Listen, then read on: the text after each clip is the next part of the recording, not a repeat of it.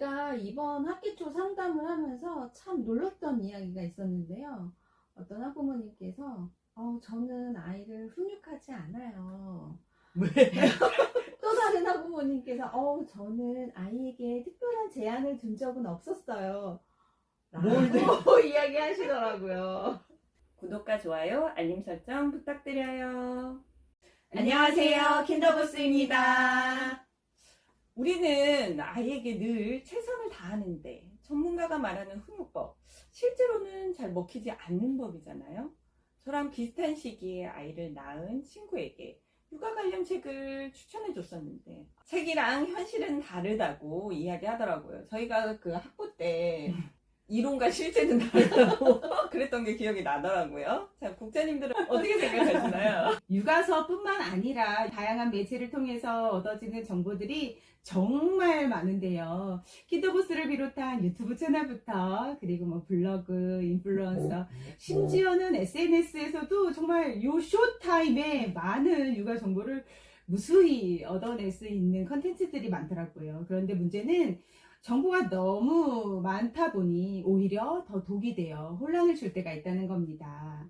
어떤 사람은 마음 읽기가 중요하다, 감정 코칭이 먼저다, 이게 바로 육아다. 또 다른 분들은 엄격하게 훈육을 해야 된다, 지킬 건 지키게 해야 된다, 이게 중요하다. 킨더부스도 마찬가지입니다. 그런데 어머님들께서는 어떤 방법이 맞는지 혼란스러우실 때가 많을 것 같습니다. 그럼 이제 우리 이렇게 많은 혼란스러운 정보 속에서 왜 우리의 훈육이 실패하는지, 그리고 그 이유를 바탕으로 어떻게 하면 훈육이 더 효과적으로 될 수 있는지 이야기 나눠보겠습니다. 제가 이번 학기 초 상담을 하면서 참 놀랐던 이야기가 있었는데요. 어떤 학부모님께서 저는 아이를 훈육하지 않아요. 왜? 병이야, 병. 왜? 또 다른 학부모님께서 저는 아이에게 특별한 제한을 둔 적은 없었어요. 라고 이야기 하시더라고요. 표현을 할 수는 없었지만 속으로 굉장히 많이 놀랐었거든요. 훈육의 개념을 잘못 생각하셔서 이런 상황들이 있었을 거라고 생각이 들긴 하더라고요. 이게 한 번 이렇게 주입이 되면 바뀌기가 너무 힘들어요. 맞아요. 그 마음 읽기에 잘못된 점이 무수히 나오고 있는데도 네. 안 바뀌어. 마음 읽기에 거기에 완전 올인하신 분들이 지금도 너무 많아요. 진짜 문제예요. 그래서 저는 이제 부모님들이 육아서를 고를 때 적어도 내가 이 책을 읽고 당장 한 개는 실천할 수 있다 라는 책으로 시작하셨으면 좋겠어요. 맞아요, 3살 맞아요. 되면 해야지. 맞아요. 내가 잘 알고 있다가 나중에 써먹어야지. 절대 할 수가 없어요. 이 책은 나한테 도움이 안 되는 책인 거예요. 그래서 바로 맞아요. 내가 실천할 수 있는 거로 육아서를 읽으셔야 해요. 첫 번째로 아이에 대한 무한 사랑으로 훈육을 전 근대적이고 독재적인 부모들이나 하는 것이며 처벌의 행위로 생각하는 부모님들은 훈육을 하는 것 자체에 대한 거부감으로 훈육이 매우 소극적이거나 훈육이 아이에게 부정적인 영향을 미칠 것이라고 생각하시는 경우가 너무 많아요. 야만인이라는 거죠. 맞아요. 훈육은 아이를 혼내는 것이고 나는 아이를 사랑하기 때문에 혼내고 싶지 않다라고 부모니까 당연히 생각하실 수는 있어요. 그럼요. 하지만 훈육은 아이들이 꼭 알아야 하는 사회적 규칙이나 습관들을 배우는 과정이고 꼭 필요한 지도입니다. 맞아요. 이거는 아무나 해줄 수 없는 것이 아니라 부모만 할 수 있는 거예요. 훈육은 처벌이 아닙니다. 지도입니다. 오히려 아이에게 올바른 행동을 알려주고 제한을 설정해서 아이가 자유롭게 지낼 수 있도록 해줄 수 있고요. 때로는 단호하게 안전과 건강에 따른 내용을 전달해 줄 수 있죠. 아이가 정말 인생에서 여러 가지 지켜야 하는 규칙을 배우도록 해야 되는 정말 중요한 과정입니다. 아이가 장난감을 정리하지 않고 놔뒀을 때 내가 해주면 되지. 사랑하니까 해줄 수 있지만 원해서도 똑같이 행동하게 될 거거든요. 장난감 정리하자, 장난감 정리해 라고 단호하게 말해주던 것이 훈육, 지도입니다. 칭찬도 훈육의 한 방법일 수 있겠죠. 하지 않았던 걸 아이가 잘 해냈을 때, 혹은 잘하지 않았다 하더라도 노력했을 때 정말 멋지다. 정말 책임감 있었어. 라고 칭찬해 주는 것도 하나의 방법이 될 수 있습니다. 두 번째로 아이를 양육하는 양육자들 사이에서 가치관이나 육아관이 너무 다르면 훈육이 한 방향으로 이어지기가 힘들어요. 예를 들어서 엄마는 아이가 늦게 자면 안 된다고 생각해서 일찍 재우려고 하는 아빠는 괜찮아, 조금 늦게 자도 돼 한다면 아이는 굉장히 혼란스럽잖아요. 이런 상황이 반복되면 아이는 따르고 싶은 규칙만 따르게 되고, 규칙을 무시하게 될 수 있어요. 네. 또 조부모님이 아이의 편을 들고 부모의 훈육을 막는 경우도 많습니다. 예를 들어 엄마가 아이에게 과자를 많이 먹으면 안 돼 라고 했는데 할머니가 아유, 한 번 먹는다고 뭐가 어때서? 라고 한다면 아이는 규칙을 지키는 것이 중요하지 않다라고 생각하게 되죠.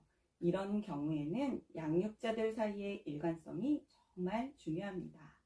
양육자들이 같은 잣대로 아이를 대하면 아이도 부모도 짜증을 내거나 감정적으로 화내는 일이 많이 줄어들 겁니다. 맞아요. 세 번째, 아이에게 한두 번 훈육했다고 바로 변할 거라는 기대를 하면 안 됩니다. 부모님들이 흔히 이제 화가 나기 시작했어요. 그러면은 늘 나오는 말이 있죠.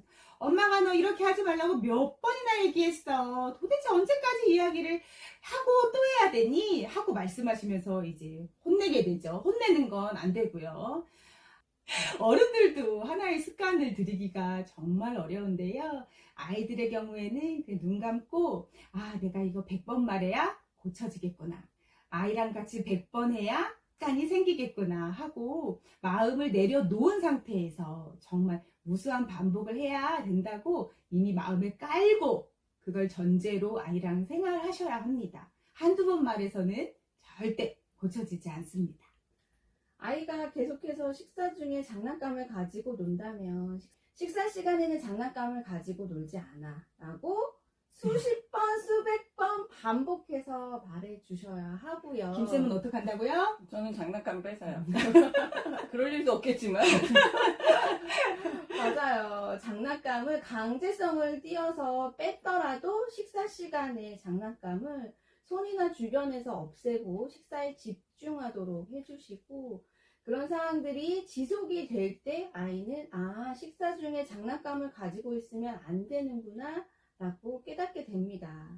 오랜 시간 걸리는 것이 당연한 것으로 생각하시면 좀 마음이 비워지고 이걸 좀 지속할 수 있는 힘을 가지게 되는 것 같아요. 자, 네 번째는 소잃고 외양간 고치지 말자입니다. 아이가 성장하면서 그 시기에 꼭 가르쳐야 하는 것들이 있습니다. 제때 바른 방법으로 정성스럽게 반복적으로 훈육을 해주면 문제행동이 나타날 일이 없어요. 문제행동을 못하게 하고 바른 행동으로 바꾸려면 그때는 그 전에 교육했던 것보다 10배의 힘든 과정을 겪게 될 겁니다. 적기에 훈육하셔야 아이도 부모도 편안해질 수 있습니다. 맞아요. 시작할 때 밥 먹으면서 돌아다니지 않는 거 3살 때는 쉽게 바꾸지만 10살 때는 못 바꾸는 거지. 그치? 규칙을 지키지 않았을 때 어떤 결과가 나오는지도 미리 알려주셔야 되고, 그런 규칙을 지키지 않았을 때는 일관되게 그 결과에 책임을 질 수 있도록 하셔야 돼요. 우리 오늘 마트에 가족들이 필요한 거 먹는 걸 사러 갈 거야. 마트에서 필요 없는 걸 사달라고 조르면 다음에는 엄마 혼자 마트에 갈 거야 라고 했을 때 아이가 마트에 가서 울거나 사달라고 한다거나 하면 다음엔 엄마 혼자 마트에 가야겠죠. 돌아다니면서 밥을 먹지 않아. 돌아다니면서 밥을 먹으면 시간이 되었을 때 밥을 치울 거야 라고 미리 알려주시고, 실제로 시간이 되었을 때 밥을 치우셔야겠지요. 아이가 규칙을 어겼을 때 그 결과를 일관되게 적용하는 모습을 보여주면 아이는 규칙이 그냥 단순히 말로 하는 게 아니라 실제로 지켜야 하는 거구나. 그걸 지키지 않으면 다른 결과가 생기네 라고 깨닫게 될 수 있지요. 오늘 이야기한 훈육의 실패 이유와 해결책이 국장님들께 도움이 되시기 바랍니다. 훈육은 어려운 과정이지만 올바른 방법으로 접근하면 효과적으로 아이를 지도할 수 있습니다. 구독과 좋아요, 알림 설정 부탁드리고요. 다음 영상에서 또 만나요. 안녕.